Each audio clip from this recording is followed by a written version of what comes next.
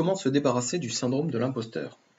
Vous avez une bonne situation, mais un sentiment vous empêche d'en profiter pleinement, comme si vous ne méritiez pas votre conjoint ou votre poste de travail, vous doutez de vous, vous avez peur de ne pas être à la hauteur et que les autres découvrent que vous n'êtes pas aussi compétent qu'ils le pensent.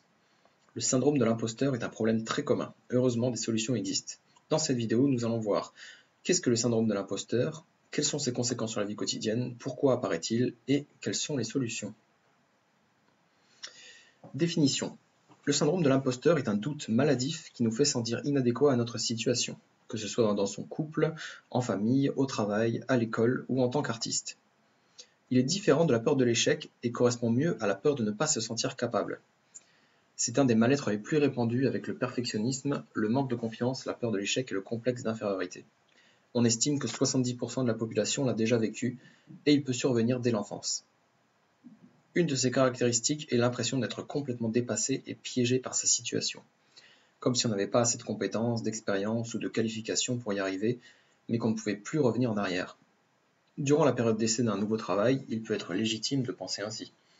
Mais même des années de réussite plus tard, le sentiment persiste. Le syndrome de l'imposteur est tenace. Même si on réussit à atteindre ses objectifs vis-à-vis des autres, le sentiment d'imposture survit en nous faisant croire qu'on a été chanceux ou qu'on a baratiné les autres. Ainsi, il peut être considéré à tort comme de la modestie, mais c'est un autre moyen pour lui de se faire accepter et de perdurer. Et c'est ainsi qu'il peut se prolonger pendant des années. Voyons son fonctionnement. Les cycles. Le syndrome de l'imposteur se déclare et se renforce dans deux cas de figure. Premièrement, un défi important se présente dans votre vie. Vous doutez, plus vous avez le sentiment d'imposture. Conséquence, vous travaillez dur pour donner tort au sentiment, vous obtenez des retours positifs, mais vous refusez de les prendre en compte, ce qui fait que le syndrome de l'imposteur va augmenter.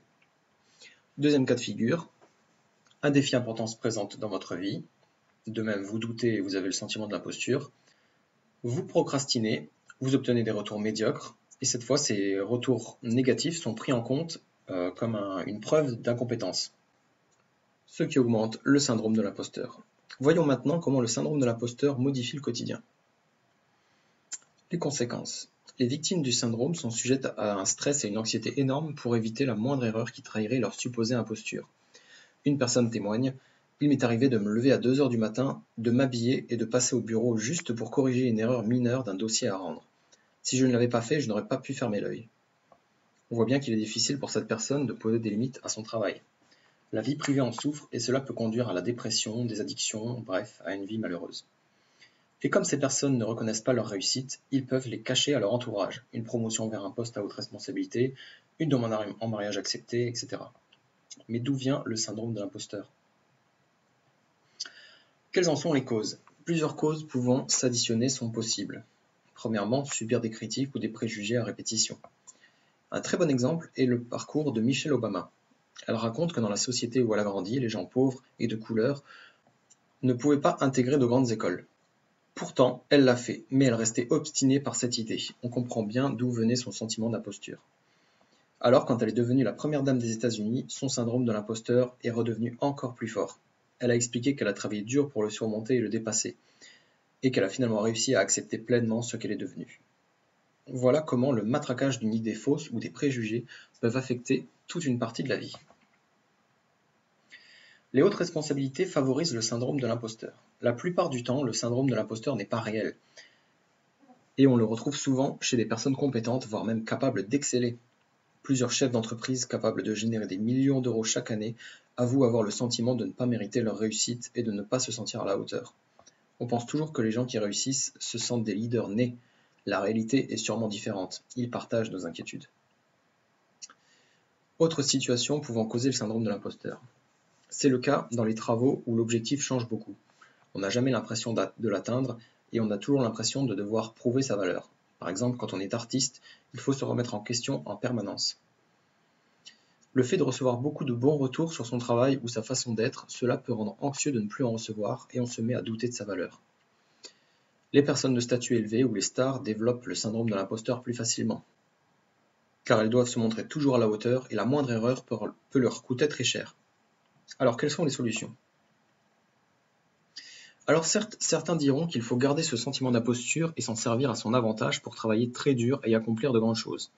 Mais cette solution, entre guillemets, ne peut fonctionner qu'un temps. Au bout de quelques mois, c'est l'épuisement garanti.